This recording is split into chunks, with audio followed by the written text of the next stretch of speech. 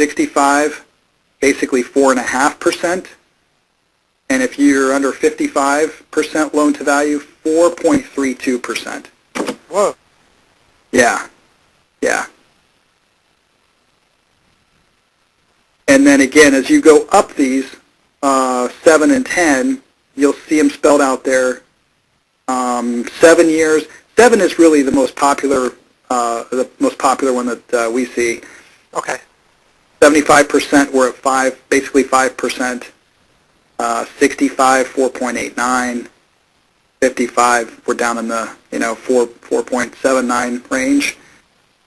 And even on the 10-year money, we're still in the mid to low 5s, which is absolutely phenomenal.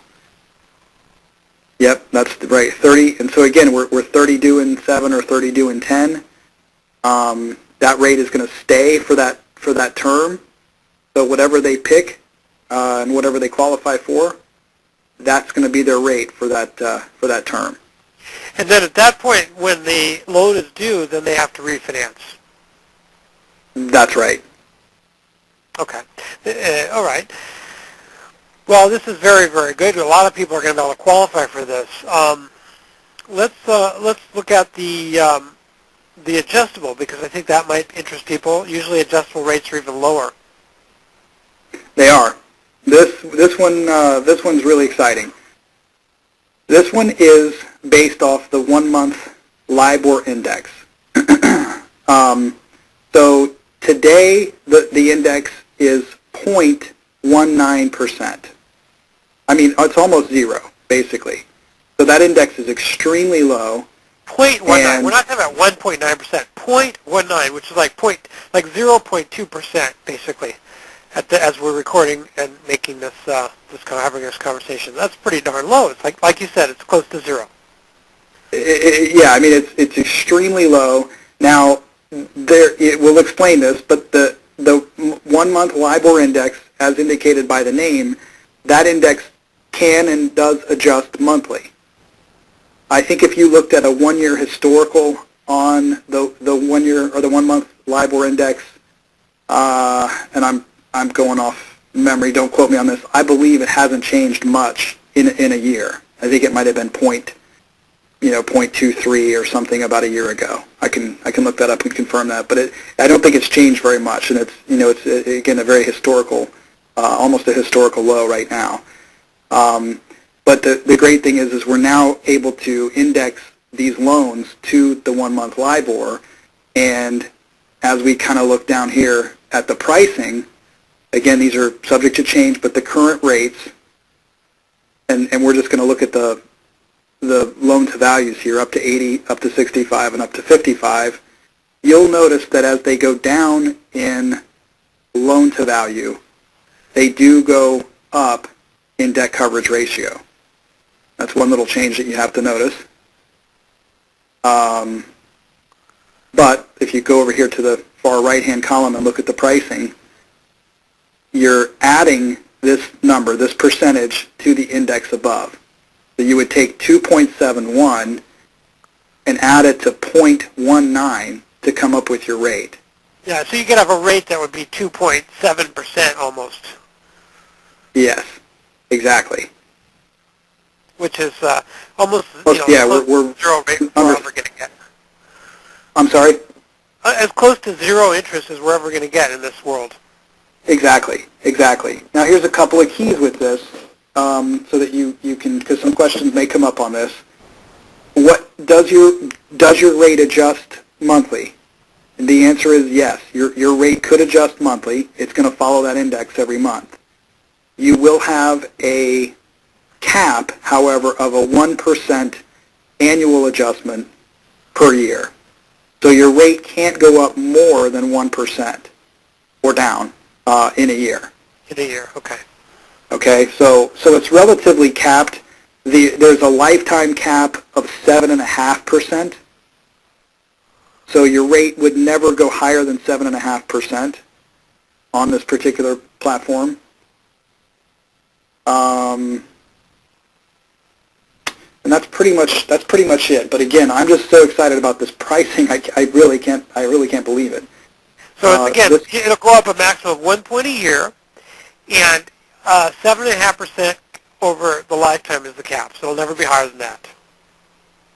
That's correct. That's right. Yep. That's extremely appealing. I mean, incredibly appealing for investment properties right now. Incredibly. But I think there's always something very, a lot of times the fine print. Let's talk about who will qualify for this, because maybe that's where they get you. Sure. Well, yeah, this is not a loan for for the inexperienced person with bad credit that's looking to basically get 100% financing on a multifamily purchase or something like that. This really is designed for an experienced investor that may have a portfolio of multifamilies, and they want to really lock down rates and increase cash flow, things like that. Remind me, Richard, to talk about the cash flow. I'm sorry, the cash out requirement as well. I'll get into that in just a second. But right now, really, you need to be with good credit. We have a file actually in process that we're working on currently, and they came to us from another lender. The lender declined their file because they had a collection, a medical collection. We were able to overcome that medical collection, and essentially we're off to the races, and we're underwriting their file on this platform. So you can overcome it. That particular borrower's credit score was 650. So even with a 650, we're able to get the file moving. And I'd say 650 is pretty low credit score these days for loans. I mean, a lot of people are required to have a 680, and that's considered like on the lower fringe of good. But 650 is kind of not that good. It's marginal. It's absolutely marginal. And again, the reason though, it was because he had a valid explanation, and with a valid explanation that makes sense. This particular lender is very aggressive when it comes to credit issues.